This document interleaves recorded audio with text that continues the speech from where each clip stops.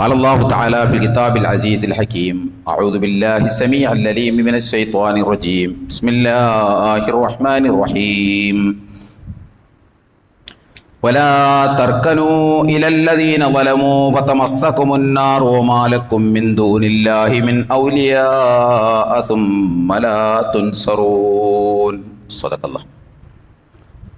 صدق الله العلي العظيم وصدق وبلغ رسوله النبي الكريم ونحن على ذلك من الشاهدين الشاكرين والعاقبة للمتقين والحمد لله رب العالمين. സ്നേഹം നിറഞ്ഞ സത്യവിശ്വാസികളായ സഹോദരി സഹോദരന്മാരെ, പ്രപഞ്ചനാഥനായ അള്ളാഹുവിൻ്റെ വിധിവിലക്കുകൾ അതിലംഘിക്കാതെ വ്യക്തിജീവിതത്തെയും കുടുംബജീവിതത്തെയും സാമൂഹിക ജീവിതത്തെയും മുന്നോട്ട് നയിക്കണമെന്ന് ആദ്യമായി എന്നോടും പിന്നീട് നിങ്ങളെയും വസിയത്ത് ചെയ്യുകയാണ്, ഉപദേശിക്കുകയാണ്. ജീവിതത്തിലുടനീളം അല്ലാഹു സുബ്ഹാനഹു വ തആലയുടെ നിയമ നിർദ്ദേശങ്ങളനുസരിച്ച് ജീവിക്കുവാനും അവസാനം പൂർണ്ണമായ ഈമാനോടുകൂടി ഈ ലോകത്തു നിന്ന് വിട പറയുവാനും നാളെ അവൻ്റെ മലർവാടിയിൽ അംബിയ മുർസലീങ്ങളോടൊപ്പം സന്തോഷം കഴിഞ്ഞുകൂടുവാനുമുള്ള തൗഫീഖ് നൽകി റഹ്മുർ-റഹീമിനായ റബ്ബ് നമ്മെല്ലാവരെയും എല്ലാ അർത്ഥത്തിലും അനുഗ്രഹിക്കുമാറാകട്ടെ. നമുക്കറിയാം, പശ്ചിമേഷ്യൻ യുദ്ധം തുടങ്ങിയിട്ട് ഇന്നേക്ക് 49 ദിവസമായി. ഇതുവരെയും പൂർണ്ണമായി അവസാനിച്ചിട്ടില്ല. ഈ യുദ്ധം തുടങ്ങിയതിന് ശേഷം ആഗോള തലത്തിൽ നമ്മൾ നോക്കുമ്പോൾ ഇപ്പോൾ ഉണ്ടായിട്ടുള്ള ഈ സംഭവ വികാസങ്ങളോട്, അല്ലെങ്കിൽ ഈ സംഭവ വികാസത്തെ, യുദ്ധത്തെ 4 തരത്തിലാണ് ആളുകൾ സമീപിക്കുന്നത്. അതിലൊന്നാമത്തേത് നമുക്കൊക്കെ അറിയാവുന്നതുപോലെ, ഈ യുദ്ധം നടക്കുന്നത് എൻ്റെ രാജ്യത്തല്ല, ഈ യുദ്ധം എൻ്റെ രാജ്യവുമായി ബന്ധപ്പെട്ട ഒരു സംഗതിയല്ല, അതുകൊണ്ട് ഞാനതിനകത്ത് പ്രത്യേകിച്ച് ഒരു നിലപാടും എടുക്കേണ്ടതില്ല, എന്നെ ബാധിക്കുന്ന ഒരു പ്രശ്നമേ അല്ല, അതുകൊണ്ട് അവനവൻ്റെ കാര്യം നോക്കി മുന്നോട്ട് പോകാം എന്ന് വിചാരിക്കുന്ന ആളുകളാണ് ഒന്നാമത്തെ കാറ്റഗറിയിലുള്ള ആളുകൾ. ലോകത്തൊരു പക്ഷേ കുറേ ആളുകൾ അങ്ങനെ തന്നെ ഉണ്ടാകും. ഇതെന്നെ ബാധിക്കുന്ന ഒരു പ്രശ്നമല്ല, അതുകൊണ്ട് ഞാനിപ്പോൾ ഒരു നിലപാടൊന്നും എടുക്കേണ്ട കാര്യമില്ല, അവനവൻ്റെ കാര്യം നോക്കി നടക്കുക എന്ന് പറയുന്ന സമീപനം എല്ലായിടത്തും, നമ്മുടെ കൂട്ടത്തിലും, ഇപ്പോൾ ഈ ഇരിക്കുന്നവരുടെ കൂട്ടത്തിൽ പോലും കുറേ ആളുകളെ നമുക്ക് അങ്ങനെ സെലക്ട് ചെയ്യാൻ പറ്റും. രണ്ടാമത്തെ കൂട്ടരെന്ന് പറയുന്നത് ലോകത്തെ ഭൂരിപക്ഷം വരുന്ന മുസ്ലിങ്ങളും അതുപോലെ തന്നെ നീതിബോധമുള്ളവരും ജനാധിപത്യ ബോധമുള്ളവരും കുറേ സാമ്പത്തിക താല്പര്യങ്ങളും രാഷ്ട്രീയ താല്പര്യങ്ങളും ഉള്ളവരും ഇറാൻ പക്ഷത്ത് നിലയുറപ്പിക്കുന്നത് ആണ് മറ്റൊരു വിഭാഗമെന്ന് പറയുന്നത്. ഈ ഇറാൻ പക്ഷത്ത് നിലയുറപ്പിക്കുക അല്ലെങ്കിൽ ഇറാൻ അനുകൂലമായി നിലപാടെടുക്കുക എന്ന് പറയുന്നതിനേക്കാൾ കുറച്ചുകൂടി വ്യക്തതയുള്ള, ക്ലാരിറ്റിയുള്ള ഒരു വർത്തമാനം എന്ന് പറയുന്നത് സാമ്രാജ്യത്വ സയണിസ്റ്റ് വിരുദ്ധ പക്ഷത്താണ് എന്ന് പറയുന്നതാണ് കുറച്ചുകൂടി നല്ലത്. ഇറാൻ പക്ഷത്താണ് എന്ന് പറയുന്നതിനേക്കാൾ സാമ്രാജ്യത്വ സയണിസ്റ്റ് വിരുദ്ധ പക്ഷത്താണുള്ളത്. ഇതാണ് രണ്ടാമത്തെ കൂട്ടർ. മൂന്നാമത്തെ കൂട്ടരെന്ന് പറയുന്നത് അമേരിക്കൻ, ഇസ്രായേൽ, ജൂത സയണിസത്തിനൊപ്പം നിലയുറപ്പിക്കുന്ന, ഞാൻ നേരത്തെ പറഞ്ഞതുപോലെ സാമ്പത്തികവും രാഷ്ട്രീയ താല്പര്യങ്ങളും ഉള്ള കുറേ ആളുകളും, പിന്നെ ഇസ്ലാമോഫോബിയ പിടികൂടിയ, ഇസ്ലാമോഫോബിക്കായിട്ടുള്ള ആളുകൾ, വംശീയ വിരോധമുള്ള ആളുകൾ, മുസ്ലിം വിരോധമുള്ള ആളുകൾ, നമ്മുടെ നാട്ടിലെ ഹിന്ദുത്വ ശക്തികളും കാസക്കാരുമൊക്കെ ആ പക്ഷത്താണുള്ളത്. ഈ മൂന്നാമത്തെ പക്ഷത്താണുള്ളത്. നാലാമത്തെ പക്ഷത്തുള്ളത് സലഫി ചിന്താധാര വെച്ച് വളർത്തുന്ന, അവരുടെ കൂട്ടത്തിലെ ബഹുമാന്യരായ പണ്ഡിതന്മാരും സലഫി ചിന്തയിലൂടെ മുന്നോട്ട് പോകുന്ന ആളുകളുമാണ് നാലാമത്തെ വിഭാഗം.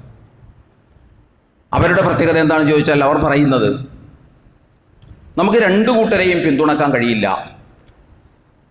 രണ്ടു കൂട്ടരും തെമ്മാടികളാണ്. ഇറാനും തെമ്മാടിയാണ്, ഇസ്രായേലും തെമ്മാടിയാണ്. രണ്ടു കൂട്ടരും അക്രമികളാണ്. അതുകൊണ്ട് രണ്ടു കൂട്ടരെയും നമുക്ക് അനുകൂലിക്കാൻ പറ്റില്ല. രണ്ടക്രമികളെയും തകർക്കാൻ വേണ്ടി, നശിപ്പിക്കാൻ വേണ്ടിയിട്ടാണ് നമുക്ക് പ്രാർത്ഥിക്കാൻ പറ്റുക. അതുപോലെ തന്നെ ഒരു അക്രമിയെ മറ്റേ അക്രമിയെ കൊണ്ട് നേരിടുക എന്ന് പറയുന്നത് അള്ളാഹുവിൻ്റെ ഒരു നടപടിക്രമമാണ്. ഇങ്ങനെയുള്ള ഒരു സമീപന രീതിയാണ് പൊതുവിൽ സലഫി പണ്ഡിതന്മാർ സ്വീകരിച്ചിട്ടുള്ള ഒരു സമീപന രീതി എന്ന് പറയുന്നത്. നമ്മൾ സലഫി പണ്ഡിതന്മാർ സ്വീകരിച്ചിട്ടുള്ളത് എന്ന് പറയുമ്പോൾ എല്ലാ സലഫികളും ആ ഒരു ധാരയിലൂടെയാണ് മുന്നോട്ട് പോകുന്നത് എന്ന് നമ്മളാരും വിചാരിക്കേണ്ടതില്ല. ജനാധിപത്യബോധമുള്ള, അതുപോലെ തന്നെ നീതിബോധമുള്ള ഒരുപാട് സലഫി സഹോദരന്മാർ മുഖ്യധാര സലഫി പണ്ഡിതന്മാരുടെ ചിന്തയിൽ നിന്ന് വ്യത്യസ്തമായിട്ടാണ് ഈ വിഷയത്തിൽ ചിന്തിച്ചുകൊണ്ടിരിക്കുന്നത് എന്ന് നമുക്ക് കാണാൻ കഴിയും. അതങ്ങനെ സാധിക്കുള്ളൂ. അപ്പം ഈ ചിന്താധാര വെച്ച് പുലർത്തുന്ന ആളുകളെ സംബന്ധിച്ചിടത്തോളം അവർ അതിന് പറയുന്ന ന്യായം മറ്റൊന്നുമല്ല. ഷിയ സമൂഹം എന്ന് പറയുന്നത് അഹ്ലുസുന്ന വിരുദ്ധമായ നിലപാടുള്ള ആളുകളാണ്. സുന്നികൾക്കെതിരായിട്ടുള്ള ആളുകളാണ് ഷിയാക്കൾ. സുന്നികൾ എന്ന് പറയുമ്പോൾ നമ്മുടെ ഇവിടെ പറയുന്ന സുന്നി എന്നുള്ള അർത്ഥത്തിലല്ല. ഇൻ്റർനാഷണൽ ലെവലിൽ ഷിയ സുന്നി എന്ന ഒരു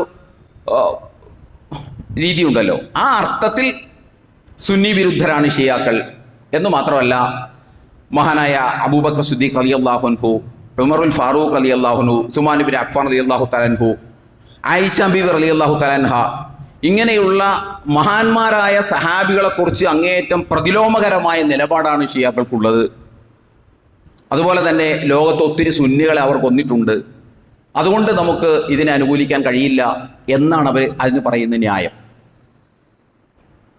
ഇവരുടെ പ്രഭാഷണങ്ങളും ഇവരുടെ പ്രസംഗങ്ങളും ഒക്കെ നമ്മൾ സൂക്ഷ്മമായി നിരീക്ഷിച്ചാൽ നമുക്ക് മനസ്സിലാകുന്ന ഒരു കാര്യം, ഈ സമദൂര സിദ്ധാന്തത്തെക്കുറിച്ച് ഇവർ പറയുമ്പോഴും സമദൂര സിദ്ധാന്തത്തിലല്ല ഇവർ ഉള്ളത്. അതിനപ്പുറം സാമ്രാജ്യത്വ സയനിസ്റ്റ് പക്ഷത്താണ് യഥാർത്ഥത്തിൽ ഇവർ നിലയുറപ്പിക്കുന്നത് എന്നതാണ് അതിൻ്റെ ഒരു രസകരമായ വസ്തുത. പറയുമ്പോൾ ഞങ്ങൾ തുല്യ അകലം പാലിക്കുന്നു എന്ന് പറയുമ്പോഴും പറഞ്ഞു വരുമ്പോൾ ഇവർ സാമ്രാജ്യത്വ സയനിസ്റ്റ് പക്ഷത്തേക്ക് മാറി നിൽക്കുന്നതായിട്ടാണ് നമുക്ക് മനസ്സിലാകുന്നത്. ഇവരുടെ പ്രഭാഷണങ്ങളൊക്കെ സൂക്ഷ്മമായി പരിശോധിച്ചാൽ നമുക്കത് മനസ്സിലാകും. അഥവാ സയനിസത്തേക്കാൾ അപകടകരമാണ് ഷിയായിസം എന്ന ഒരു കാഴ്ചപ്പാട് വെച്ച് പുലർത്തുന്നു. യഥാർത്ഥത്തിൽ ഈ സന്ദർഭത്തിൽ അതിനുവേണ്ടി ഒരുപാട് കിതാബുകൾ ഉദ്ധരിക്കുന്നു. ഷിയാക്കളുടെ ഒരുപാട് കിതാബുകൾ ഉദ്ധരിക്കുന്നു. അവരുടെ കിതാബുകളിൽ നിന്ന് ഒരുപാട് ഉദ്ധരണികൾ ഉദ്ധരിച്ചുകൊണ്ട് ഇതൊക്കെ കൂടി കേൾക്കുമ്പോൾ നമുക്ക് മനസ്സിലാകും ഇവർ ഇറാന് ശക്തമായി എതിര് നിൽക്കുകയും സയനിസ്റ്റ് സാമ്രാജ്യത്വ പക്ഷത്തേക്ക് കാലു മാറ്റിച്ചവിട്ടുകയും ചെയ്തുകൊണ്ട് തന്നെയാണ് ഞങ്ങൾ സമദൂരത്തിലാണ് ഉള്ളത്, രണ്ടു കൂട്ടരെയും ഞങ്ങൾ അംഗീകരിക്കുന്നില്ല എന്ന് പറയുന്നത് എന്ന് നമ്മൾ മനസ്സിലാക്കണം. നമ്മൾ ഈ സമദൂര സിദ്ധാന്തം ഇവർ മുന്നോട്ട് വയ്ക്കുമ്പോഴും ലോകത്ത് ഭൂരിപക്ഷം മുസ്ലിങ്ങളുടെ ഇടയിലും ഇവരുടെ ഈ സിദ്ധാന്തത്തിന് മാർക്കറ്റില്ലാത്തതിനൊരു കാരണമുണ്ട്. അതിൽ അസ്വസ്ഥതയും പ്രകടിപ്പിക്കുന്നത് നമുക്ക് കാണാൻ കഴിയും. ചില ബഹുമാന്യരായ സലഫി പണ്ഡിതന്മാർ പ്രസംഗിക്കുമ്പോൾ ലോകത്ത് ഇറാനാണ് മുസ്ലിം സമൂഹത്തിൻ്റെ രക്ഷക്കെത്താനുള്ള ഏക രാജ്യം എന്നൊക്കെ അവതരിപ്പിക്കുന്നിടത്തേക്ക് കാര്യങ്ങൾ പോകുന്നു. ആളുകൾ അങ്ങനെ കൂട്ടമായി അങ്ങനെയാണ് ചിന്തിക്കുന്നത് എന്നൊക്കെ പറഞ്ഞ് വേവലാതിപ്പെടുന്നത് നമുക്ക് കാണാൻ സാധിക്കും. എന്തുകൊണ്ടാണ് ഈ ചിന്താഗതിക്ക് അഥവാ ഷിയ വിരുദ്ധ ചിന്താഗതിക്ക് ഇപ്പോൾ ലോകത്ത് മുസ്ലിങ്ങളുടെ ഇടയിൽ ഒരു മാർക്കറ്റ് ഇല്ലാത്തത് എന്തുകൊണ്ടാണെന്ന് ചോദിച്ചാൽ നമ്മൾ ഓരോരുത്തരും മനസ്സിലാക്കേണ്ടത്, ഞാനിത് പറയുമ്പോൾ നിങ്ങൾ ഒരിക്കലും വിചാരിക്കരുത് നമ്മൾ യുദ്ധവിശകലനമാണ് നടത്തുന്നത് എന്ന് നിങ്ങൾ വിചാരിക്കരുത്. നമ്മൾ യുദ്ധവിശകലനമല്ല നടത്തുന്നത്. ഇത്തരം സന്ദർഭങ്ങൾ മുന്നിൽ വെച്ചുകൊണ്ട് വിശ്വാസി എടുക്കേണ്ട നിലപാടും ഖുർആനികമായ വിശകലനവുമാണ് നമ്മൾ നടത്താൻ ഉദ്ദേശിക്കുന്നത്. നേർക്ക് നേരെ ഒരു വിഷയം പറയുന്നതിന് പകരം ഇത്തരം സന്ദർഭത്തിലുള്ള വിഷയങ്ങൾ മുന്നിൽ വെച്ചുകൊണ്ട് കാര്യങ്ങൾ അവതരിപ്പിക്കുമ്പോൾ കുറച്ചുകൂടി വ്യക്തത നമുക്ക് ആ വിഷയത്തിൽ വരും എന്നതുകൊണ്ടാണ് നമ്മൾ ഈ വിഷയത്തെ ഇങ്ങനെ അവതരിപ്പിക്കുന്നത് എന്ന് മനസ്സിലാക്കണം. യുദ്ധവിശകലനവും നടത്തേണ്ട കാര്യം നമുക്കില്ല. കാരണം യുദ്ധവിശകലനവും കൂടെ എല്ലാവരും പത്രത്തിലൂടെയും മാധ്യമങ്ങളിലൂടെയും ഒക്കെ വായിക്കുന്നതും കേൾക്കുന്നതുമാണ്, സോഷ്യൽ മീഡിയയിലൂടെ. നമ്മളതല്ല ഉദ്ദേശിക്കുന്നത്, യുദ്ധവിശകലനമല്ല നമ്മൾ നടത്തുന്നത്. അപ്പോൾ ഞാൻ പറയുന്നത്, സലഫികൾ ഇങ്ങനെ ചിന്തിക്കുമ്പോൾ നമ്മൾ മനസ്സിലാക്കേണ്ടത്, ഒരിക്കലും ഇസ്രായേൽ സയനിസവും അമേരിക്കൻ സാമ്രാജ്യത്വവും ഇറാനെതിരെ ആയുധമെടുത്തിട്ടുള്ളത്, ഇറാനെതിരെ യുദ്ധം പ്രഖ്യാപിച്ചിട്ടുള്ളത് അല്ലെങ്കിൽ യുദ്ധം ചെയ്യുന്നത് ഇറാൻ അഹ്ലുസുന്നക്കെതിരായതുകൊണ്ടല്ല,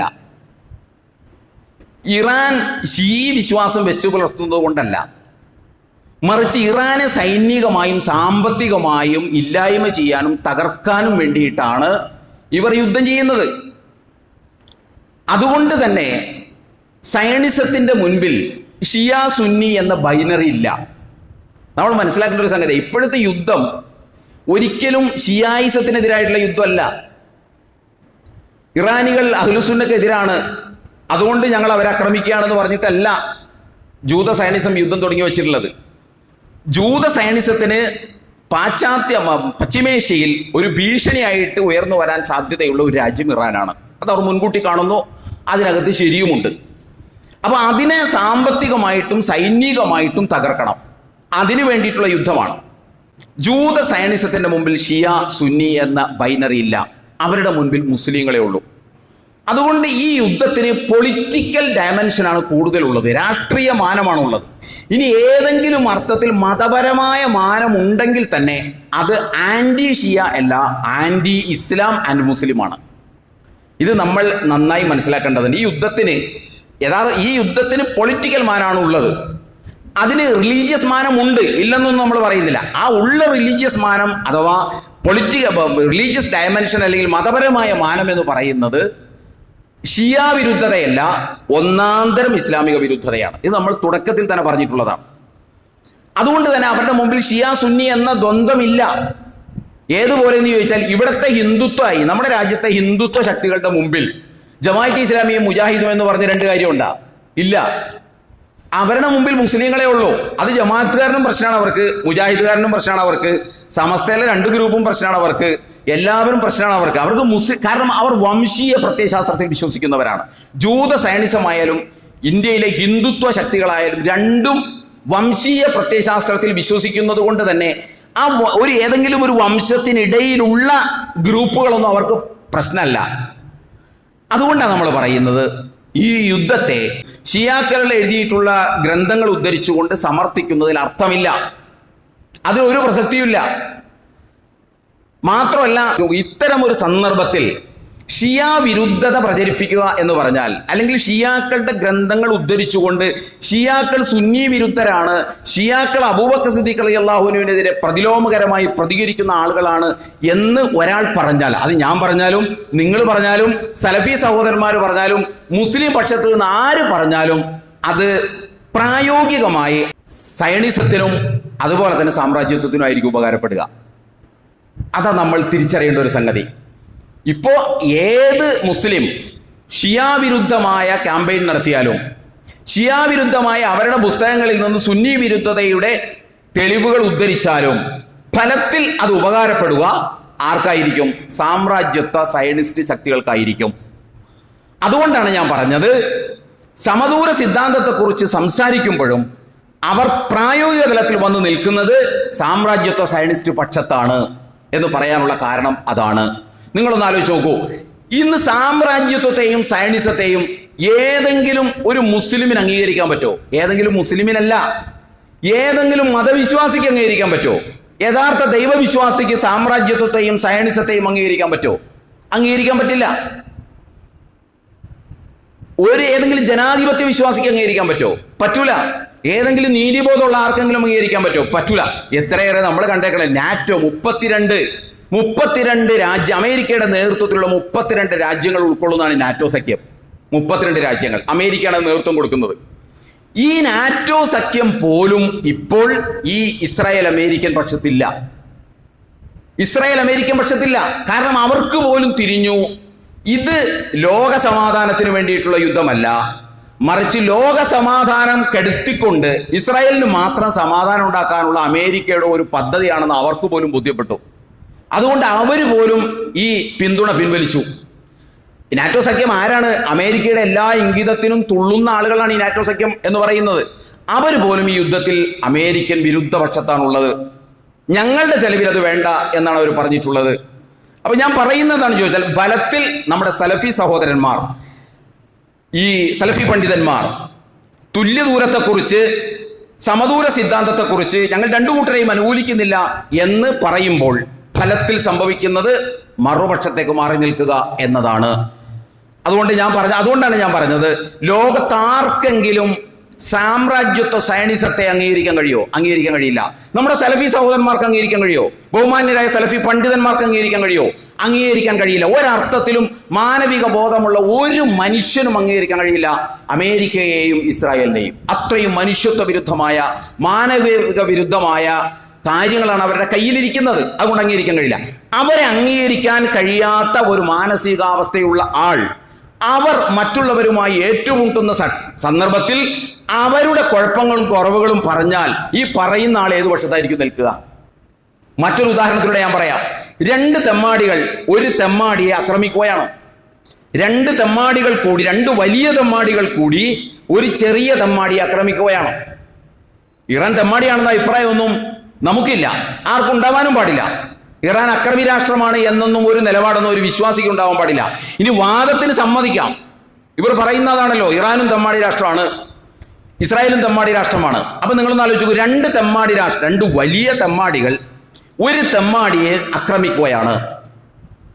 ഈ സന്ദർഭത്തിൽ യഥാർത്ഥത്തിൽ ദൈവബോധമുള്ള, നീതിബോധമുള്ള, മാനവിക ബോധമുള്ള ഒരാൾ എടുക്കേണ്ട നിലപാടെന്താ? രണ്ടു കൂട്ടരും തെമ്മാടികളാണ്, അതുകൊണ്ട് ഞങ്ങൾ മാറി നിൽക്കുകയാണ്. രണ്ടു കൂട്ടർ അക്രമികളാണ്, ഇത് ദൈവത്തിന്റെ നടപടിയാണ്, അതുകൊണ്ട് ഞങ്ങൾ കൈകഴുകി മാറി നിൽക്കുകയാണ്, ഞങ്ങൾ പ്രാർത്ഥിക്കാൻ പോവേണ്. എന്ത്? രണ്ടു കൂട്ടരെയും നശിപ്പിക്കണേ എന്ന് പ്രാർത്ഥിക്കാൻ പോവേണെന്ന് പറഞ്ഞാൽ അത് യഥാർത്ഥത്തിൽ നിങ്ങളൊന്ന് ആലോചിച്ച് നോക്കുക, സാമാന്യ ബോധത്തെ പരിഹസിക്കലല്ലേ? രണ്ട് തെമ്മാടി കൂടി ഒരു തെമ്മാടിയെ ആക്രമിക്കുകയാണ്. ഈ സമയത്ത് കണ്ടു നിൽക്കുന്ന ഞാൻ പറയാണ് രണ്ടും തെമ്മാടിയാണ്, അതുകൊണ്ട് ഞാനില്ല, ഞാൻ അവർക്കെതിരെ പ്രാർത്ഥിക്കാൻ പോവേണെന്ന് പറഞ്ഞാൽ അത് എന്ത് നിലപാടാണത്? അതൊരു നിലപാടാവോ?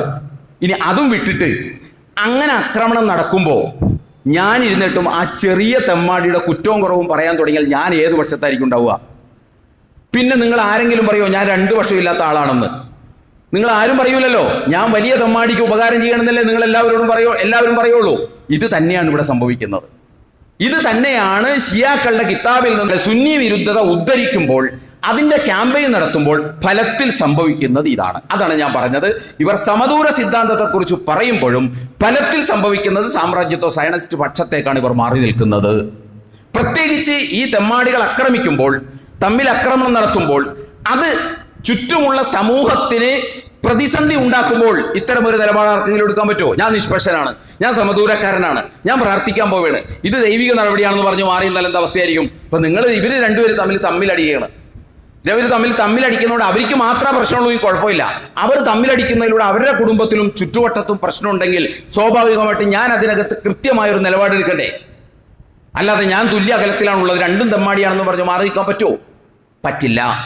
അവിടെ ഒരു കൃത്യമായ ഒരു നിലപാട് വേണം, കൃത്യമായ വിശ്വാസിക്ക് ഒരു നിലപാട് വേണം. അവിടെ നിന്നുകൊണ്ട് ഷിയാ ഗ്രന്ഥങ്ങളിൽ നിന്നുള്ള ഉദ്ധരണികൾ ഉദ്ധരിക്കുക എന്ന് പറയുന്നത് ഫലത്തിൽ സാമ്രാജ്യത്വത്തെ സഹായിക്കുന്നതിന് തുല്യമാണ്, അല്ലെങ്കിൽ ആ പക്ഷത്താണ് ഞാൻ എന്ന് പറയുന്നതിന് തുല്യമാണ്. മനസ്സിലായിട്ടുണ്ടാകുമെന്നാണ് ഞാൻ വിചാരിക്കുന്നത്. ഇത്രയും കാര്യങ്ങൾ മനസ്സിൽ വെച്ചുകൊണ്ട് ഇനി നമുക്ക് വിശുദ്ധ ഖുർആനിലേക്ക് പോകാം. വിശുദ്ധ ഖുർആനിലെ 30-ാം അധ്യായം സൂറത്തു റൂം, പേര് റൂം എന്നാണ്, എന്ന് പറഞ്ഞാൽ റോം എന്നാണ് അതിനർത്ഥം. റോം വിശുദ്ധ ഖുർആനിലെ 30-ാമത്തെ അധ്യായമാണ്. ആ അധ്യായത്തിലുള്ളത് 60 ആയത്തുകളാണ്, 60 സൂക്തങ്ങളാണ്. അതിലെ പ്രാഥമികമായ 6 സൂക്തങ്ങൾ അലിഫ് ലാം മീം ഗുലിബത്തു റൂം ഫീ അദ്നൽ അർദ് വഹും മിൻ ബഅദി ഗലബിഹിം സയഗ്ലിബൂൻ ഫീ ബിദ്ഇ സിനീൻ ലില്ലാഹിൽ അംറു മിൻ ഖബ്ലു വമിൻ ബഅദു വയൗമഇദിൻ യഫ്റഹുൽ മുഅ്മിനൂൻ ബിനസ്രില്ലാഹ് യൻസുറു മൻ യശാ വഹുവൽ അസീസുർ റഹീം വഅദല്ലാഹ് ലാ യുഖ്ലിഫുല്ലാഹു വഅദഹു വലാകിന്ന അക്സറൻ നാസി ലാ യഅലമൂൻ. ഇതാണ് ആദ്യത്തെ 6 ആയത്ത് എന്ന് പറയുന്നത്. അധ്യായത്തിന്റെ പേര് ഓർക്കണം, സൂറത്തു റൂം, റോമിനെ കുറിച്ചാണ്. പക്ഷേ ഈ 6 ആയത്ത് മാറ്റിവെച്ച് കഴിഞ്ഞാൽ ബാക്കിയുള്ള 54 ആയത്തും ഇതുമായി ഒരു ബന്ധവും നേർക്കുനേരെ ഇല്ലാത്ത കാര്യമാണ്. എന്നിട്ട് പോലും ആ അധ്യായത്തിന് തലക്കെട്ട് കൊടുത്തിരിക്കുന്നത്, അല്ലാഹു സുബ്ഹാനഹു വ തആല കൊടുത്തിരിക്കുന്നത് അധ്യായം റോം എന്നാണ്. എന്താണ് സംഭവം? ഞാൻ ഈ ഓതി വെച്ച ആയത്തിന്റെ അർത്ഥം എന്താണ്? അലിഫ് ലാം മീം ഗുലിബത്തി റൂം, റോം പരാജയപ്പെട്ടിരിക്കുന്നു. ഫി അദ്നൽ അർള്, തൊട്ടടുത്ത പ്രദേശത്ത് റോം പരാജയപ്പെട്ടിരിക്കുന്നു.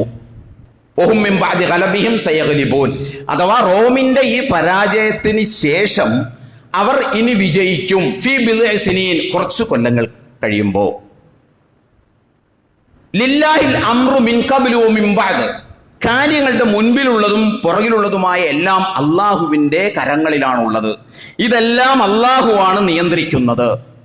യൗമൈദിൻ യഫ്റഹുൽ മുഅ്മിനൂൻ, അന്ന് റോം ജയിക്കുന്ന സന്ദർഭത്തിൽ വിശ്വാസികൾ സന്തോഷിക്കും. ബിനസ്രില്ല, അള്ളാഹുവിൻ്റെ സഹായം കൊണ്ടാണ് അന്ന് റോം ജയിക്കുക. ഓഹുൽ അസീസുർ റഹീം, അള്ളാഹു ശക്തിമാനും കരുണാമയനുമാണ്. ഇത് അള്ളാഹുവിന്റെ കരാറാണ്. ലാ യുഖ്ലിഫുല്ലാഹു വഅദഹു, അള്ളാഹു കരാർ ലംഘിക്കുന്നവനല്ല. വലാകിൻ അക്സറന്നാസി ലാ യഅലമൂൻ, പക്ഷേ ജനങ്ങളിൽ അധിക പേരും ഈ കാര്യങ്ങളൊന്നും അറിയുന്നില്ല. ഇതാണ് ആയത്തിന്റെ അർത്ഥം. ആയത്തിന്റെ അർത്ഥം കൂടെ മനസ്സിലുണ്ടാവുമല്ലോ. റോം പരാജയപ്പെട്ടിരിക്കുന്നു, തൊട്ടടുത്ത പ്രദേശത്ത് റോം പരാജയപ്പെട്ടിരിക്കുന്നു. പക്ഷേ ഈ പരാജയത്തിന് ശേഷം റോം വിജയിക്കും. ഏതാനും കൊല്ലങ്ങൾക്ക് ശേഷമായിരിക്കും അത്. അന്ന് വിജയിക്കുന്ന സന്ദർഭത്തിൽ വിശ്വാസികൾ സന്തോഷിക്കും. അള്ളാഹിൻ്റെ സഹായത്തോടു കൂടിയാണ് വിജയിക്കുന്നത്. കാര്യങ്ങളുടെ പരിണിതിയെക്കുറിച്ച് സൂക്ഷ്മമായ അർത്ഥത്തിൽ ജനങ്ങളിൽ അധിക പേർക്കും അറിയില്ല ഇതിൻ്റെയൊക്കെ ഉള്ളുകള്ളികൾ എന്താണെന്ന് എന്നാണ് അള്ളാഹു സുബ്ഹാനഹു വ തആല പറയുക. ഈ ആയത്ത് കേൾക്കുമ്പോൾ, ഈ ആയത്ത് നിങ്ങൾ ഖുർആനിൽ വായിക്കുമ്പോൾ എന്ന് പറയാൻ കഴിയില്ല, ഓതുമ്പോൾ നമുക്ക് എന്തെങ്കിലും മനസ്സിലാവുമോ? ഇനി വായിച്ചാൽ മനസ്സിലാവുമോ? നമ്മൾ മനസ്സിലാക്കേണ്ടതാണ്. ഈ ആയത്ത് അർത്ഥസഹിതം വായിച്ചാൽ നമുക്ക് എന്ത് മനസ്സിലാകും? ഒന്നും മനസ്സിലാവില്ല. ഇതിൽ നിന്നിപ്പോൾ എന്താ നിങ്ങൾക്ക് മനസ്സിലായത്? നിങ്ങൾക്കൊന്നും മനസ്സിലായിട്ടില്ല. ഇതെന്താണെന്ന് മനസ്സിലാക്കണമെന്നുണ്ടെങ്കിൽ ഈ ആയത്ത് അവതരിക്കാനുള്ള ഹിസ്റ്റോറിക്കൽ കണ്ടെക്സ്റ്റ് അറിയണം, ചരിത്ര പശ്ചാത്തലം അറിയണം. അതറിയുമ്പോഴാണ് നമുക്ക് ഇതെന്താണെന്ന് മനസ്സിലാകുള്ളൂ. എന്താണ് അതിൻ്റെ ചരിത്ര പശ്ചാത്തലം? മറ്റൊന്നുമല്ല, അറേബ്യൻ ഉപദ്വീപിൻ്റെ, നമ്മൾ പറയുന്ന മക്കയും മദീനയും അടങ്ങുന്ന ജസീറത്തുൽ അറബില്ലേ, ഈ അറേബ്യൻ ഉപദ്വീപിൻ്റെ തൊട്ടടുത്തുള്ള രണ്ട് രാജ്യങ്ങളാണ് പേർഷ്യയും റോമും. പേർഷ്യയും റോമും അറബ് മക്കയും മദീനയും അടങ്ങുന്ന ജസീറത്തുൽ അറബിൻ്റെ സമീപ പ്രദേശത്തുള്ള രണ്ട് സാമ്രാജ്യങ്ങളാണ്. റോമിൻ്റെ ആദർശം എന്ന് പറയുന്നത് ത്രിത്വമാണ്, അഥവാ ക്രൈസ്തവ രാജ്യമാണ് റോം എന്ന് പറയുന്നത്. റോം എന്നാണ് തലക്കെട്ട് അധ്യായത്തിൻ്റെ, നമ്മൾ ആലോചിക്കണം. അത് പേർഷ്യ എന്ന് പറയുന്നത് ഇറാനാണ്. ഇന്നത്തെ ഇറാൻ ഉൾക്കൊള്ളുന്ന പ്രദേശമാണ് പേർഷ്യ എന്ന് പറയുന്നത്. പേർഷ്യയുടെ വിശ്വാസം എന്താണെന്ന് ചോദിച്ചാൽ അഗ്നി ആരാധകരാണ് അവർ മജൂസികളാണ്. അപ്പൊ നിങ്ങളൊന്ന് സങ്കല്പിച്ചു നോക്കൂ, മക്കയും മദീനയും അടങ്ങുന്ന ഒരു രാജ്യത്തിന്റെ തൊട്ട് സമീപ പ്രദേശത്തുള്ള രണ്ട് രാജ്യങ്ങളാണ് പേർഷ്യയും റോമും. ഈ റോമിന്റെ ഭരണാധികാരി സീസർ മോറിസിനെതിരായി ക്രിസ്താബ്ദം 602 കലാപം പൊട്ടിപ്പുറപ്പെട്ടു. നമ്മൾ മനസ്സിലാക്കേണ്ടത് ക്രിസ്താബ്ദം 610 അഷ്റഫുൽ ഖൽഖ് റസൂലുള്ളാഹി സ്വല്ലല്ലാഹു അലൈഹി വസല്ലമയ്ക്ക് പ്രവാചകത്വം ലഭിക്കുന്നത്. ക്രിസ്താബ്ദം 610. അതിന് 8 കൊല്ലം മുമ്പ്, അഥവാ ക്രിസ്താബ്ദം 602 റോമിലെ ഭരണാധികാരിയായ സീസർ മോറിസിനെതിരെ ആഭ്യന്തര കലാപം പൊട്ടിപ്പുറപ്പെടുന്നത്. ആ കലാപത്തിൽ ഫോക്കാസ് എന്ന് പറയുന്ന മനുഷ്യൻ അധികാരം പിടിച്ചെടുത്തു എന്ന് മാത്രമല്ല, ഈ സീസറിന്റെ 5 ആൺമക്കളെയും അദ്ദേഹത്തിന്റെ മുൻപിൽ വെച്ച് വധിച്ചു കളഞ്ഞു, തലവെട്ടി വധിച്ചു കളഞ്ഞു. പിന്നെ സീസറിനെയും വധിച്ചു. ഇവരുടെ തലകൾ കോൺസ്റ്റന്റിനോപ്പിൾ കൊണ്ടുപോയിട്ട് പരസ്യമായി പ്രദർശിപ്പിച്ചു ആളുകൾക്ക് കാണാൻ വേണ്ടി. ഏതാനും ദിവസങ്ങൾക്ക് ശേഷം ഈ സീസറിന്റെ ഭാര്യയെയും ബാക്കി വരുന്ന 3 പെൺമക്കളെയും വീണ്ടും അദ്ദേഹം വധിച്ചു കളഞ്ഞു ഫോക്കാസ്. ഇതിൽ ശക്തമായ പ്രതിഷേധിച്ചുകൊണ്ട് തൊട്ടടുത്ത രാജ്യമായ പേർഷ്യൻ ഭരണാധികാരി ഖുസ്രു പർവേസ് ആണ് അതിൻ്റെ ഭരണാധികാരി. ഖുസ്രു പർവേസ് ഈ റോമിനെതിരെ യുദ്ധം ചെയ്തു. അങ്ങനെ റോമിൽ ശക്തമായി നിരന്തരമായ അധിനിവേശം റോമിന് നേരെ പേർഷ്യൻ ചക്രവർത്തി നടത്തി. അങ്ങനെ ക്രിസ്താബ്ദം 613 ഡമാസ്കസും 614 ഇന്നത്തെ ബൈത്തുൽ മഖ്ദിസും അടങ്ങുന്ന പ്രദേശം പേർഷ്യ കീഴടക്കി. 615 ആയപ്പോഴേക്കും മുഴുവൻ റോം പ്രദേശവും, റോമിന്റെ അധീനതയിലുള്ള പ്രദേശവും പൂർണ്ണമായി അധിനിവേശം നടത്തുകയും റോമിനുമേൽ പേർഷ്യ സമ്പൂർണ്ണ വിജയം കരസ്ഥമാക്കുകയും ചെയ്തു. ഇതിനിടയിൽ എന്തൊക്കെ സംഭവിച്ചു എന്ന് ചോദിച്ചാൽ 90,000-ഓളം വരുന്ന ക്രിസ്ത്യാനികൾ റോമിൽ കൊല്ലപ്പെട്ടു. അവരുടെ ഹോളി സബൽക്കർ എന്ന് പറയുന്ന, അഥവാ മഹാനായ ഈസ നബി അലൈഹി സ്വലാത്തു വസ്സലാം മിനെ കൊണ്ടുപോയി കുരിശിൽ നിന്ന് ഇറക്കി കൊണ്ടുപോയി മറവ് ചെയ്ത് 3-ാം ദിവസം ഉയർത്തെഴുന്നേറ്റു എന്ന് പറയുന്ന പവിത്രമായ ആ പ്രദേശം ഇവർ നശിപ്പിച്ചു. അവിടെയുള്ള ക്രിസ്ത്യൻ ചർച്ചുകളെല്ലാം അവർ നശിപ്പിച്ചു കളഞ്ഞു. ഇതാണ് സംഭവം. ഇവിടെ നമ്മൾ മനസ്സിലാക്കേണ്ട ഒരു സംഗതി, ഈ യുദ്ധം അവിടെ നടക്കുന്ന സന്ദർഭത്തിൽ പ്രവാചകന് പ്രവാചകത്വം ലഭിച്ച് 5 കൊല്ലങ്ങൾക്ക് ശേഷമാണ് ഈ അധിനിവേശത്തിന്റെ പൂർണ്ണതയിലെത്തുകയും റോമിനെതിരെ പേർഷ്യ വിജയം വരിക്കുകയും ചെയ്യുന്നത്. പേർഷ്യ ആരാണ്? അഗ്നി ആരാധകരുടെ രാജ്യമാണ്, മജൂസി രാജ്യമാണ്. റോം ആരാണ്? ക്രൈസ്തവ രാജ്യമാണ്. അവരുടെ വിശ്വാസം തൃത്വസങ്കല്പമാണ്. ഈ 2 യുദ്ധങ്ങളും അവിടെ ഏറ്റുമുട്ടലുകൾ നടന്നുകൊണ്ടിരിക്കുന്ന സന്ദർഭത്തിലാണ് റസൂലുള്ളാഹി സ്വല്ലല്ലാഹു അലൈഹി വസല്ലം മക്കയിൽ ഇസ്ലാമിക പ്രബോധനം നടത്തുന്നത്. ആ ഇസ്ലാമിക പ്രബോധനം പ്രവാചകനും അനുയായികളും നടത്തുകയും മക്കയിലെ മുശ്രിക്കുകൾ അതിന് ശക്തമായി പ്രതിരോധം തീർക്കുകയും ചെയ്യുന്ന ആ സംഭവവും ഇതിന് സമാനമായി മക്കയിൽ നടക്കുന്നുണ്ട്. പ്രവാചകന്റെ പ്രവാചകത്വത്തിന് 5 വർഷം പിന്നിട്ടപ്പോൾ, അതാണ് ഈ ക്രിസ്താബ്ദം 615 എന്ന് പറയുന്നത്. ഈ 615 റോമക്ക് നേരെ പേർഷ്യ വിജയം കൈവരിക്കുന്നത്. ഇവിടെ പ്രവാചകൻ പ്രബോധനം നടത്തുന്നു, ശത്രുക്കൾ അതിനെ പ്രതിരോധിച്ചു കൊണ്ടിരിക്കുന്നു. ഇത് രണ്ടും സമാനമായി നടക്കുന്ന സംഭവങ്ങളാണ്. എന്താ സംഭവിച്ചത് ചോദിച്ചാൽ, റോമിനെതിരെ പേർഷ്യ വിജയം വരിച്ചപ്പോൾ മക്കയിലെ മുശ്രിക്കുകൾ പ്രവാചകനോടും അനുയായികളോടും പറഞ്ഞു, ഞങ്ങളുടെ കൂട്ടുകാർ, ഞങ്ങളുടെ ഇഷ്ടക്കാർ. കാരണം എന്താണെന്ന് ചോദിച്ചാൽ, മക്കയിലെ മുശ്രിക്കുകൾക്ക് തിയോളജിക്കലായി ദൈവശാസ്ത്രപരമായി മക്കയിലെ മുശ്രിക്കുകൾ അടുത്തു നിൽക്കുന്നത് ഈ പറയുന്ന പേർഷ്യക്കാരോടാണ്. കാരണം അവർ അഗ്നി ആരാധകരാണ്, ഇവരും ബഹുദൈവ വിശ്വാസികളാണ്. അവർക്ക് തമ്മിൽ ആ അർത്ഥത്തിലൊരു അറ്റാച്ച്മെന്റ് ഉണ്ട്. മക്കയിലെ മുശ്രിക്കുകൾ പറഞ്ഞു, ഞങ്ങളുടെ ഇഷ്ടക്കാർ റോമക്കാരെ പരാജയപ്പെടുത്തിയതുപോലെ നിങ്ങളെ ഞങ്ങളും പരാജയപ്പെടുത്തും എന്ന് അല്ലാഹുവിന്റെ റസൂലിനോട് പറഞ്ഞു, അനുയായികളോടും പറഞ്ഞു. മാത്രമല്ല, റോമക്കെതിരെയുള്ള പേർഷ്യയുടെ വിജയം അവർ ആഘോഷമാക്കി. ഈ സന്ദർഭത്തിൽ അവർക്ക് അല്ലാഹുവിന്റെ റസൂൽ സല്ലല്ലാഹു അലൈഹി വസല്ലമക്കും അനുയായികൾക്കും ഒരു നിരാശ ബാധിച്ചു. ജയിച്ചല്ലോ, ഇവരിങ്ങനെ ആഘോഷിക്കുകയാണല്ലോ, സ്വാഭാവികമായിട്ട് നമുക്കൊക്കെ ഉണ്ടാകാവുന്ന രൂപത്തിലുള്ള ഒരു നിരാശ ബാധിച്ചു. ആ നിരാശയിൽ നിന്ന് അവരെ കരകയറ്റാനും അവർക്ക് ഒരു സന്തോഷ വാർത്തയുമായിട്ടാണ് മുഖറബായ മലക്ക് ജിബ്രീൽ അലൈഹിസ്സലാത്തു വസ്സലാം വരുന്നത്. അലിഫ് ലാം മീം ഗുലിബത്തുർ റൂം ഫീ അദ്നൽ അർദ് വഹും മിൻ ബഅദി ഗലബിഹിം സയഗ്ലിബൂൻ ഫീ ബിദ്ഇ സിനീൻ ലില്ലാഹിൽ അംറു മിൻ ഖബ്ലു വമിൻ ബഅദു വയൗമഇദിൻ യഫ്റഹുൽ മുഅ്മിനൂൻ ബിനസ്രില്ലാഹ് യൻസുറു മൻ യശാ അല്ലാഹുൽ അസീസുർ റഹീം എന്ന് പറഞ്ഞൊരു സന്തോഷ വാർത്തയായിട്ട് വരികയാണ്. ഈ പശ്ചാത്തലത്തിൽ അബൂബക്കർ സിദ്ദീഖ് റളിയല്ലാഹു അൻഹു പോയി പന്തയമൊക്കെ വയ്ക്കുന്നുണ്ട്, 100 ഒട്ടകത്തിന് പന്തയമൊക്കെ വയ്ക്കുന്നുണ്ട്. അവസാനം ആ പന്തയം 100 ഒട്ടകമൊക്കെ അദ്ദേഹത്തിന് കിട്ടുന്നത് ചരിത്രത്തിൽ. ഈ ആയത്തുമായി ബന്ധപ്പെട്ട് ഒരുപാട് സംഗതികൾ നമുക്ക് മനസ്സിലാക്കാനുണ്ട്. ഈ ആയത്തുമായി ബന്ധപ്പെട്ട് അതിൻ്റെ വിശദാംശത്തിലേക്കൊന്നും ഇപ്പോൾ നമ്മൾ പോകുന്നില്ല. ഹദീസ് ഗ്രന്ഥങ്ങളിലും ചരിത്രങ്ങളിലുമൊക്കെ ബാക്കി വിശദാംശങ്ങൾ നമുക്ക് നന്നായി വായിക്കാൻ പറ്റും. അത് വായിക്കാൻ പറ്റുന്നവർ അത് വായിക്കുക. ഇപ്പോൾ നമ്മൾ ഈ ഒരു പശ്ചാത്തലത്തിൽ ഇതിനെ ഒന്ന് വിശകലനം ചെയ്യുന്നത് മാത്രമേ ഉള്ളൂ. അപ്പോൾ ഈ സംഭവത്തെ നമ്മളൊന്ന് അനലൈസ് ചെയ്താൽ നമുക്കൊരു കുറച്ച് കാര്യങ്ങൾ മനസ്സിലാകും. എന്താണെന്നറിയാമോ? അതിനെ നമ്മൾ ഇപ്പോൾ നടക്കുന്ന പശ്ചിമേഷ്യ യുദ്ധവുമായിട്ട് നമുക്ക് കണക്ട് ചെയ്യാൻ പറ്റും. മറ്റൊന്നുമല്ല, നിങ്ങളൊന്ന് ആലോചിച്ച് നോക്കൂ. അറേബ്യയിൽ പ്രവാചകൻ പ്രബോധനം നടത്തുന്നു, അതിനെ മറ്റുള്ളവർ പ്രതിരോധിക്കുന്നു. ഇപ്പുറത്ത് പേർഷ്യയുടെ വിശ്വാസം നമുക്കറിയാം, മജൂസിയത്താണ്, അഗ്നിയാരാധനയാണ്. ക്രൈസ്തവ റോമിന്റെ വിശ്വാസം ത്രിത്വമാണ്. വളരെ ഗുരുതരമായ അള്ളാഹുവിന് നേരെയുള്ള ഒരു ആരോപണമാണത്. നമ്മൾ അവിടെ ആ സംഭവം നടക്കുന്നതിൽ വിശ്വാസികൾക്ക് എന്താ അതുമായിട്ട് ബന്ധം? അവർ അവരുടെ ആഘോഷം ആഘോഷിച്ചായിരിക്കാം, അതിന് വിശ്വാസികൾക്ക് എന്താ ബന്ധം? വിശ്വാസികൾക്ക് ദുഃഖിക്കേണ്ട കാര്യം എന്തിരിക്കുന്നു? ദുഃഖിക്കേണ്ട കാര്യമില്ലല്ലോ. നിങ്ങളൊന്ന് ആലോചിച്ച് നോക്കൂ. 2 അർത്ഥത്തിലും ദൈവശാസ്ത്രപരമായി ഇസ്ലാമിൽ നിന്ന് അകലം പാലിക്കുന്നവരാണ് പേർഷ്യൻ വിശ്വാസവും റോം വിശ്വാസവും. ഒന്ന് ബഹുദൈവാരാധനയാണെങ്കിൽ, തികഞ്ഞ ബഹുദൈവാരാധനയാണെങ്കിൽ, മറ്റേത് മഹാനായ യേശു അലൈഹി സ്വലാത്തു വസ്സലാം ദൈവപുത്രനാണ് എന്ന വാദമാണ്. തിയോളജിക്കലായിട്ട് നോക്കുമ്പോൾ, ദൈവശാസ്ത്രപരമായി നോക്കുമ്പോൾ ഇസ്ലാമിൽ നിന്ന് രണ്ടും ഏറെക്കുറെ അകലത്തിലാണ് നിൽക്കുന്നത്.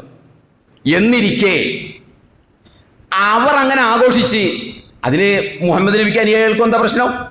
അവരായിട്ട് എന്ത് ബന്ധം? ഇതിന് ഒരു ബന്ധമില്ല. നമ്മൾ ആലോചിക്കേണ്ടത് ഈ സന്ദർഭത്തിൽ അല്ലാഹു സുബ്ഹാനഹു വ തആല എന്തിനാണ് ഇങ്ങനെ ഒരു പൊളിറ്റിക്കൽ സ്റ്റേറ്റ്മെന്റ് വിശുദ്ധ ഖുർആനിൽ നടത്തുന്നത്?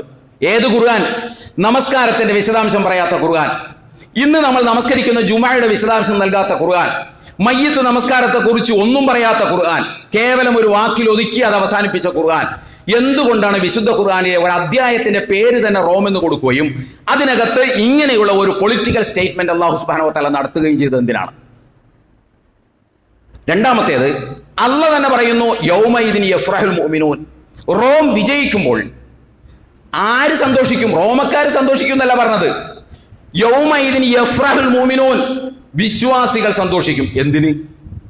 വിശ്വാസികൾ സന്തോഷിക്കേണ്ട കാര്യം എന്തിരിക്കണ്? ഇവരുടെ വിശ്വാസമായിട്ട് എന്താ ബന്ധം? ഒരു ബന്ധമില്ല. ഇനി നിങ്ങളൊന്ന് ആലോചിച്ച് നോക്കൂ. നമ്മുടെ സലഫി ബഹുമാന്യരായ സലഫി പണ്ഡിതന്മാർ പറയുന്ന സമദൂര സിദ്ധാന്തം അനുസരിച്ചാണെങ്കിൽ അല്ലാഹു സുബ്ഹാനഹു വ തആല നബിയോടും അനുയായികളോടും പറയേണ്ട എന്താ? അവരാഘോഷിച്ചോട്ടെ നബിയെ, താങ്കൾ എന്തിനെത്ര ദുഃഖിക്കുന്നത്? ഈ പറഞ്ഞ രണ്ടു കൂട്ടരുമായിട്ട് താങ്കളുടെ ആദർശത്തിന് എന്താ ബന്ധം? ഒരു ബന്ധമില്ല. ഒരാൾ ബഹുദൈവ വിശ്വാസിയാണ്, മറ്റേ കൂട്ടർ ത്രിത്വവാദിയാണ്. ഇവരുമായിട്ട് താങ്കൾക്ക് എന്താ ബന്ധമുള്ളത്? അതുകൊണ്ട് താങ്കൾ സമദൂര സിദ്ധാന്തം പാലിക്കണം. രണ്ടും അക്രമിയാണെന്ന് പറയണം, രണ്ടും ദമ്മാടികളാണെന്ന് പറയണം. ഇത് അള്ളാഹുവിന്റെ ഒരു നടപടിക്രമമാണ്. ഒരക്രമിയെ മറ്റേ അക്രമിയെ കൊണ്ട് നേരിടുക എന്ന് പറയാൻ അള്ളാഹിന്റെ ഒരു നടപടിക്രമത്തിന്റെ ഭാഗമാണെന്ന് പറയണം. രണ്ടു കൂട്ടരെ നശിപ്പിക്കാൻ വേണ്ടി പ്രാർത്ഥിക്കണം എന്നല്ലേ ഇവര് പറയുന്ന തത്വം അനുസരിച്ച് അല്ലാഹു സുബ്ഹാനഹു വ തആല നബിയോട് പറഞ്ഞു കൊടുക്കേണ്ടത്. അതുകൊണ്ട് അവരാഘോഷോട്ടെ, താങ്കൾ ദുഃഖിക്കേണ്ട കാര്യമൊന്നുമില്ല. കാരണം നമ്മുടെ ആദർശമായിട്ട് ഒരു ബന്ധമില്ലാത്തവർ തമ്മിൽ അവരടിച്ച് ജയിച്ചാൽ എന്താ, തോറ്റാൽ എന്താ എന്നല്ലേ പറഞ്ഞു കൊടുക്കേണ്ടത്. അതുകൊണ്ട് നബി ഒരു പണി ചെയ്യും, സമദൂര സിദ്ധാന്തം പാലിക്കൂ എന്നല്ലേ അല്ലാഹു സുബ്ഹാനഹു വ തആല നബിയോട് പറയേണ്ടത്. അതിന് പകരം അല്ലാഹു സുബ്ഹാനഹു വ തആല ഈ രൂപത്തിലുള്ള ഒരു പൊളിറ്റിക്കൽ സ്റ്റേറ്റ്മെന്റ് നടത്തുകയും കുറച്ചു കൊല്ലം കഴിയുമ്പോൾ അവർ വിജയിക്കുമ്പോൾ താങ്കൾ സന്തോഷിക്കുകയും ചെയ്യും എന്ന് പറയുന്നു. ഈ പൊളിറ്റിക്സ് മനസ്സിലാകാത്തത് കൊണ്ടാണ് നമ്മുടെ ബഹുമാന്യരായ സലഫി സഹോദരന്മാർ ഈ സമദൂര സിദ്ധാന്തം പറഞ്ഞു നടക്കുന്നത്. അതുപോലൊരു കാര്യം കൂടി നമ്മൾ തിരിച്ചറിയേണ്ടത് എന്താണ്, നമ്മൾ മനസ്സിലാക്കേണ്ടത്, ശിർക്കിന് ഏത് കാലത്തും ഏത് ലോകത്തും ഏത് ഘട്ടത്തിലും ശിർക്കിൻ്റെ ഏത് രൂപത്തോടും ഒരു ബന്ധം ഉണ്ടാവും, ഒരു അടുപ്പുണ്ടാവും. ശിർക്കിന് അങ്ങനെ നിയതമായ രൂപമൊന്നുമില്ല. തൗഹീദ് വിട്ട എല്ലാം ശിർക്കാണ്. അതുകൊണ്ട് തന്നെ ലോകത്തെ എന്ത് ശിർക്കിൻ്റെ ആരാധനകളോ ആചാരങ്ങളോ ഒക്കെ നടന്നാലും ബാക്കിയുള്ളിടത്ത് ശിർക്കിന് അതുമായിട്ടൊരു ബന്ധം ഉണ്ടാവും. ആ ശിർക്ക് വിശ്വസിക്കുന്ന ആളുകൾക്ക് അതുമായിട്ടൊരു അടുപ്പമുണ്ടാവും. ആ കെമിസ്ട്രിയാണ് ഇവിടെ നടന്നത്. എന്ത്? പേർഷ്യൻ മജൂസികൾ വിജയിച്ചപ്പോൾ മക്കയിലെ മുശ്രിക്കുകൾ സന്തോഷിക്കുന്നതിൻ്റെ കെമിസ്ട്രി അതാണ്. ഇവിടെ അല്ലാഹു സുബ്ഹാനഹു വ തആല പ്രവാചകൻ തിരുമേനി സല്ലല്ലാഹു അലൈഹി വസല്ലമയോട് പറയുന്നത് റോം വിജയിക്കും, അപ്പോൾ താങ്കൾക്ക് സന്തോഷം ഉണ്ടാകും. എന്താ അതിൻ്റെ കാരണം?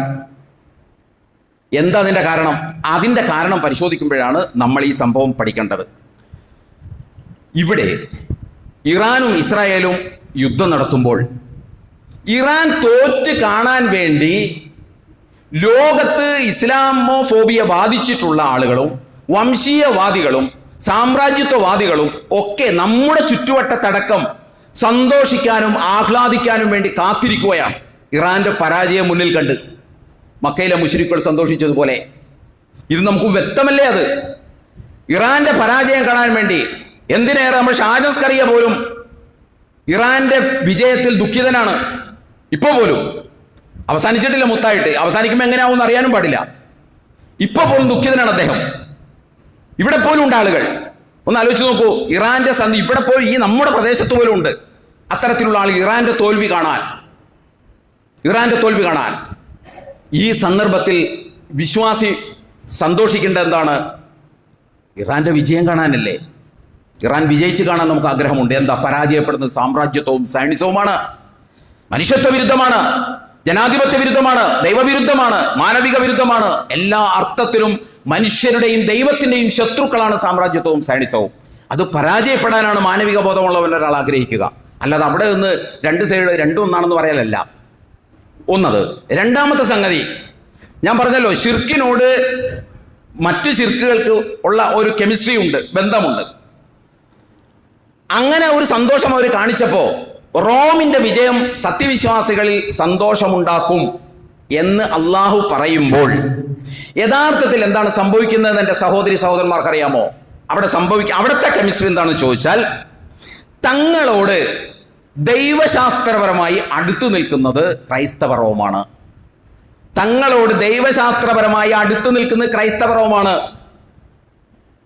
കാരണം അവർ വേദവിശ്വാസികളാണ്.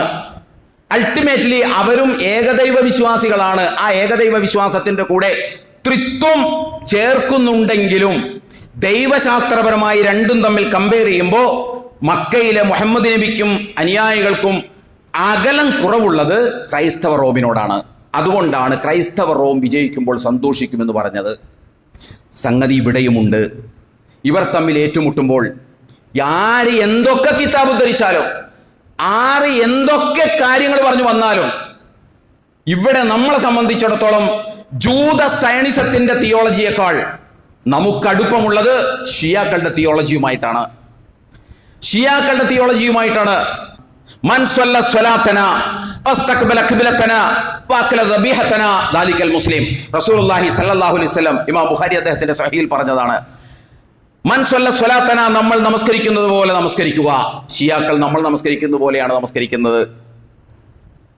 നമ്മൾ തിരിഞ്ഞു നിൽക്കുന്ന കിബിലയിലേക്ക് തിരിഞ്ഞു നിൽക്കുക. ഷിയാക്കൾ നമ്മൾ തിരിഞ്ഞു നിൽക്കുന്ന കഅബ ശരീഫിലേക്ക് തന്നെയാണ് തിരിഞ്ഞു നിൽക്കുന്നത്. നമ്മൾ അറുത്തത് തിന്നുക, നമ്മൾ അറുത്തത് ഷിയാക്കളും, ഷിയാക്കൾ അറുത്തത് നമ്മളും തിന്നും. ഇത്രയും അടുപ്പം നമുക്ക് അവരുമായിട്ടുണ്ട്. അതുകൊണ്ട് തന്നെ അഭിപ്രായ വ്യത്യാസങ്ങളൊക്കെ ഉള്ളപ്പോൾ തന്നെ ഇത്തരമൊരു സന്നിഗ്ധ ഘട്ടത്തിൽ നമുക്ക് ദിശാബോധം നൽകേണ്ടത് സൂറത്തുർ റൂമാണ്. അവിടെ എന്താണ് മുഹമ്മദ് നബി തിരുമേനി സല്ലല്ലാഹു അലൈഹി വസല്ലമയും അനുയായികളും സ്വീകരിച്ചത്, അവർക്ക് എന്ത് ദിശാബോധമാണ് അല്ലാഹു സുബ്ഹാനഹു വ തആല നൽകിയത് എന്ന് മനസ്സിലാക്കിക്കൊണ്ട് വേണം നമ്മൾ നിലപാട് സ്വീകരിക്കാൻ. ഇത് പറയാനാണ് ഞാൻ ഇത്രയും പറഞ്ഞത്. നമ്മുടെ നിലപാടിന് പ്രമാണരേഖയാകണം ആധാരം, നമ്മുടെ നിലപാടിന് പ്രമാണരേഖയാകണം അടിസ്ഥാനം. അങ്ങനെ വേണം നമ്മൾ നിലപാടെടുത്തു പോകാൻ. ഏത് ഇറാൻ ഇസ്രായേൽ യുദ്ധത്തിൻ്റെ കാര്യത്തിലല്ല, വ്യക്തിജീവിതത്തിലും കുടുംബജീവിതത്തിലും സാമൂഹ്യ ജീവിതത്തിലും രാഷ്ട്രീയ ജീവിതത്തിലും അന്താരാഷ്ട്ര കാര്യങ്ങളിലുമൊക്കെ നമ്മൾ പ്രമാണരേഖയുടെ അടിസ്ഥാനത്തിലായിരിക്കണം നിലപാട് സ്വീകരിക്കേണ്ടത്. അല്ലാഹു സുബ്ഹാനഹു വ തആല നമ്മെ അനുഗ്രഹിക്കുമാറാകട്ടെ. വന്നുപോയ വീഴ്ചകൾ പടച്ചതമ്പുരാൻ നമുക്ക് പുറത്തു മാപ്പാക്കി തരുമാറാകട്ടെ. നമ്മളിൽ നിന്ന് മരണപ്പെട്ടു പോയ ആളുകൾക്ക് അല്ലാഹു മഗ്ഫിറത്തും റഹ്മത്തും നൽകി അനുഗ്രഹിക്കുമാറാകട്ടെ. നമ്മുടെ തൊട്ടടുത്ത ആശുപത്രി രോഗികളായി കഴിയുന്ന ആളുകൾക്ക് അല്ലാഹു ആശ്വാസം നൽകി അനുഗ്രഹിക്കുമാറാകട്ടെ. കുറേ ആളുകൾ നമ്മളോട് ദുആക്ക് വസിയത്ത് ചെയ്തിട്ടുണ്ട്. അവരുടെ പ്രശ്നങ്ങൾ എന്താണ്, അവരുടെ പ്രയാസങ്ങൾ എന്താണെന്ന് അല്ലാഹു സുബ്ഹാനഹു വ തആല നിനക്കറിയാം. അവർക്കെല്ലാവർക്കും ആശ്വാസവും നൽകി അനുഗ്രഹിക്കണേ. അവരുടെ ആഗ്രഹങ്ങൾ പൂർത്തീകരിച്ച് നൽകി അനുഗ്രഹിക്കണമേ തമ്പുരാനെ. ഖൗലി ഹാദാ വസ്തഗ്ഫിറുല്ലാഹ ലി വലക്കും വലിജമീഇൽ മുസ്ലിമീന വൽ മുഅ്മിനീന അജ്മഈൻ ഫസ്തഗ്ഫിറുഹു ഇന്നഹു ഹുവൽ ഗഫൂറുർ റഹീം.